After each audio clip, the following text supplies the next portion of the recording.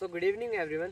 आज की इस वीडियो में हम एक टॉपिक क्लियर करने वाले हैं जो कि लाखों की साइकिल में ऐसा क्या होता है। सबका डाउट होता है, किसी को आप अपनी साइकिल का रेट बताते हो या फिर जिन लोगों को नहीं पता कि इतनी महंगी साइकिल में होता क्या है, तो सबसे जो उनका क्वेश्चन होता है जब हम किसी कोई एथलीट किसी को प्राइस बताते हैं साइकिल का, तो सबसे पहला क्वेश्चन होता है कि भाई इसमें ऐसा क्या है, और इतने में तो मोटरसाइकिल आ जाती। कुछ ऐसे क्वेश्चंस भी आपको लोगों से सुनने को मिल सकते हैं।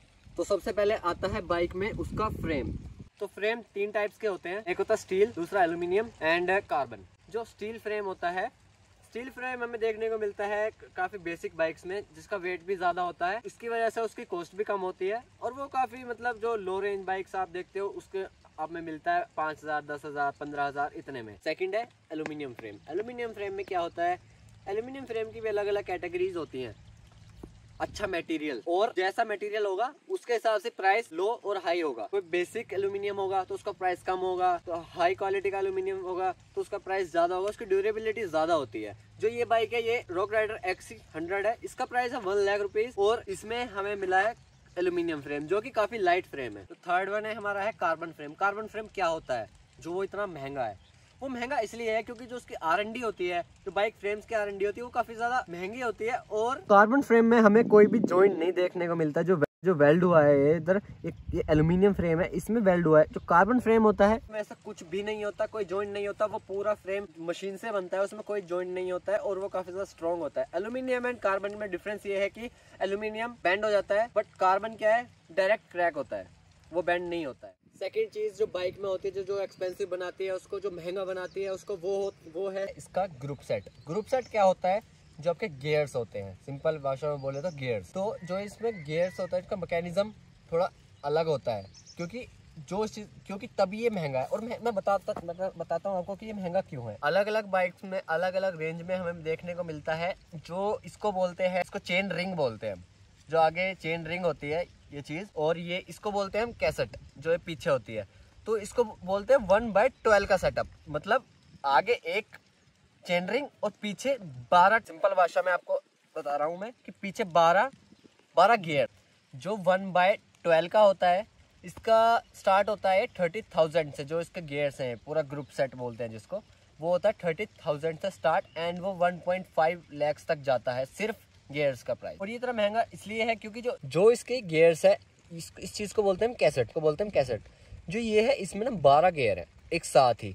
तो ये सभी कंपनीज के बस की बात नहीं है बनाना, ये सिर्फ हमारी जो मेन 2 कंपनी है वो बनाते हैं, श्रैम और शिमानो, ये 2 कंपनी है। तो इसके मटेरियल काफ़ी ज़्यादा महंगा आता है, इसकी R&D महंगी होती है, तो इसलिए इसकी कॉस्ट जो एंड में निकल के आती है वो कॉस्ट आती है काफ़ी ज़्यादा।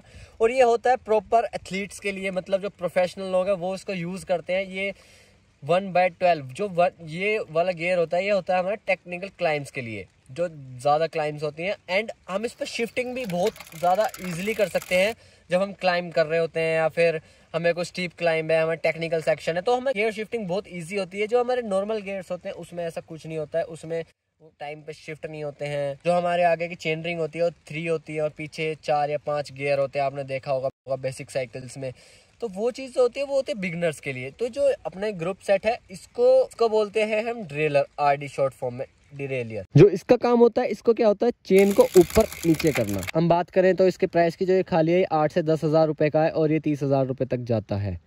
महंगा इसलिए होता है क्योंकि जब चढ़ाई करते हो, आप चढ़ाई करते हुए आपको जरूरत होती है एक लाइट गियर की, मतलब आपको इजी पैडलिंग की जरूरत होती है, तो ये आपको प्रोवाइड करता है इजी पैडलिंग, क्योंकि शिफ्टिंग इसकी बहुत ज़्यादा अच्छी होती है और आपको कैसेट बहुत ज़्यादा हेल्प करती है क्लाइंब में। जब आप फर्स्ट या सेकंड पे चलाते हो तो आपके काफ़ी ज़्यादा पैडलिंग आपकी काफ़ी ज़्यादा स्मूथ हो जाएगी और आप क्लाइंब बहुत इजीली कर पाओगे। जो बाइक में हमारा थर्ड कंपोनेंट है वो है सस्पेंशन, जो कि सबसे ज़्यादा हमें हेल्प करता है ऑफ खराब रोड में। जब हम खराब रोड देखने को मिलती है तो हमें सबसे ज़्यादा हेल्प करता है। तो 2 टाइप्स के हमारे सस्पेंशन होते हैं, एक होता है कॉइल सस्पेंशन, एक होता है एयर सस्पेंशन।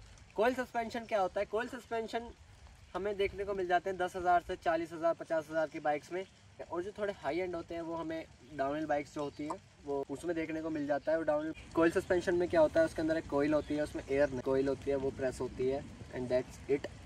और एयर सस्पेंशन में क्या होता है, एयर सस्पेंशन में कॉइल के साथ हमें एक अलग से चैम्बर मिलता है जिसके अंदर एयर फिल होती है अपने वेट के अकॉर्डिंग। वो हमें देखने को मिल जाता है एयर सस्पेंशन के, जो हमारा सस्पेंशन होता है ये हमें एयर सस्पेंशन के PSI दिख रहा है कि वेट के अकॉर्डिंग आपको कितना PSI उसमें एयर फिल करनी है। तो फोर्थ कंपोनेंट है ब्रेक्स, जो बाइक में सबसे ज़्यादा ज़रूरी चीज़ हमें लगती है कि इसके बिना हम अपनी बाइक रोक नहीं सकते हैं। जितनी अच्छी ब्रेक्स होंगी उतनी हम जल्दी उतनी हमारी ब्रेकिंग अच्छी होगी, तो ऑफ रोड में हमें वही अच्छी परफॉर्मेंस देखने को मिलेगी। ब्रेक्स होती है, ब्रेक्स भी 2 टाइप्स की होती हैं, एक होती है वायर्ड एंड एक होती है हाइड्रोलिक। हाइड्रोलिक एंड वायर्ड में डिफरेंस कुछ नहीं है, बस इतना है कि जो वायर्ड ब्रेक्स होती है उसमें हमें जो वायर आती है ब्रेक से कैलिपर तक जो वायर होती है, इसके अंदर हमें वायर देखने को मिलती है। और हम जब ब्रेक प्रेस करते हैं तो वो वायर यहाँ से वायर खींचती है एंड देन जो इसके ब्रेक पैड्स है वो दबते हैं और ब्रेक तब लगती है। बट जो हाइड्रोलिक्स है उसमें ऐसा नहीं है। हाइड्रोलिक्स में क्या होता है, इसके अंदर ऑयल होता है, जो वायर है इसके अंदर वायर दिख रही है हमें, इसके अंदर कोई भी तार नहीं है, इसके अंदर ऑयल है और यहाँ पे ऑयल फिल है यहाँ से यहाँ तक। जब हम इसको दबाते हैं तो ऑयल प्रेस होता है एंड देन यहाँ पे प्रेशर बनता है, उसका प्रेशर से ये जो हमारे कैलिपर्स होते हैं अंदर वो कैलिपर्स प्रेस होते हैं एंड देन हमारी ब्रेक्स लगती हैं। तो ये भी एक रीज़न है कि ब्रेक्स महंगी होने के कारण बाइक का प्राइस बढ़ जाता है, क्योंकि छोटे छोटे कंपोनेंट्स ही बाइक का प्राइस को बढ़ाते हैं। ब्रेक्स भी 4000 से लेके हमें 40,000 तक मिल जाती है देखने को। तो वही फिर मटेरियल वेरी करता है कि कौन से मटेरियल से बनी है, R&D एंड ऑल। तो जो हमारा लास्ट मेजर कंपोनेंट है वो है बाइक के रिम्स। लोगों को लगता नहीं होगा कि रिम्स भी इतने महंगे हो सकते हैं। जो ये रिम्स होते हैं ये भी हमें 3 टाइप्स के देखने के मिलते हैं, steel rims, aluminium rim and carbon.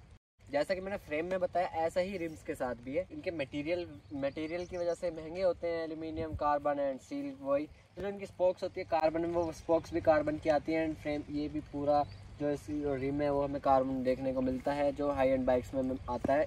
और मटेरियल उसका काफ़ी ज़्यादा महंगा आता है, R&D उसकी महंगी होती है। और carbon and steel RIMS, steel तो यूज़ नहीं होते हैं, स्टील सिर्फ 10 से 20,000 रुपये, इतने में भी 10,000 अंडर 10,000 आपको स्टील रिम्स देखने को मिल जाएंगे। उसके बाद एल्यूमिनियम रिम्स आते हैं बाइक्स में, एल्यूमिनियम व्हील्स उसके ऊपर स्टार्ट हो जाते हैं। जब एल्यूमिनियम रिम्स 20,000 से 1.5 लाख रुपए तक देखने को मिलते हैं, जो 1.5 लाख तक बाइक्स आती है उनमें। उसके बाद हमें कार्बन रिम बाइक प्रोवाइड करती है। अगर जो हम 2 लाख से ज़्यादा पैसे देते हैं किसी कंपनी को तो हमें मिलने वाले हैं कार्बन रिम्स उन बाइक्स में। कार्बन एंड स्टील की तो बात काफ़ी ज़्यादा, स्टील तो काफ़ी ज़्यादा बेसिक साइकिल्स में आता है। तो मेन है हमारा एल्यूमिनियम एंड कार्बन रिम। तो इनके बीच का डिफरेंस ये है कि इनकी विड्थ का और वेट का। जो जिसका वेट कम होता है उसके प्राइस हाई होता है, क्योंकि उसका मटेरियल अच्छा यूज़ हुआ होता है, उसमें कार्बन अच्छा यूज़ होता है। एंड विड्थ की रिम की विड्थ कितनी है ये आपका मैटर करता है ऑफ रोड में। आप प्लेन में चलोगे आपके लिए रिम्स इतने ज़रूरी नहीं है कि विड्थ कितनी है, कम है, ज़्यादा है, तो आपके लिए वो मैटर नहीं करता है कि विड्थ कितनी है। इसकी विड्थ हमारी इतनी विड्थ एल्यूमिनियम में मिली है तो कार्बन में उसकी विड्थ ज़्यादा होगी। और जो ऑफ रोड में परफॉर्मेंस होती है वो कार्बन की ज़्यादा अच्छी होती है, जो मैंने एक्सपीरियंस किया है। बट मेरे पास एल्यूमिनियम रिम्स, वो मेरे को इनसे भी कोई शिकायत नहीं है अभी। तो अब ये तो बात रही हमारी कंपोनेंट्स की कि कितनी महंगा क्यों होता है, क्या रहा। उसको क्लियर करने के बाद अब प्रूव करने की बारी है कि भाई ऐसा है क्या इस MTB में जो 1 लाख रुपए की है। कंपोनेंट्स तो ठीक है, अच्छे कंपोनेंट्स है, मटेरियल अच्छा लगा है, R&D महंगी होती है, कंपोनेंट्स कंपनी ने दे दिए, प्रोवाइड कर दिए, तो इसका फ़ायदा क्या है, हम कर क्या सकते हैं इससे। तो अभी मैं आपको दिखाने वाला हूँ इसका क्या फ़ायदा है जो आप बेसिक साइकिल से नहीं कर सकते एंड जो हमें एक अच्छी MTB होती है उसके साथ कर सकते हैं। एक तो इसका वेट इतना कम है कि हम इसको कहीं भी उठा के ले जा सकते हैं। तो अभी मैं आपको प्रूव करने वाला हूँ कि एक महंगी MTB में ऐसा क्या होता है।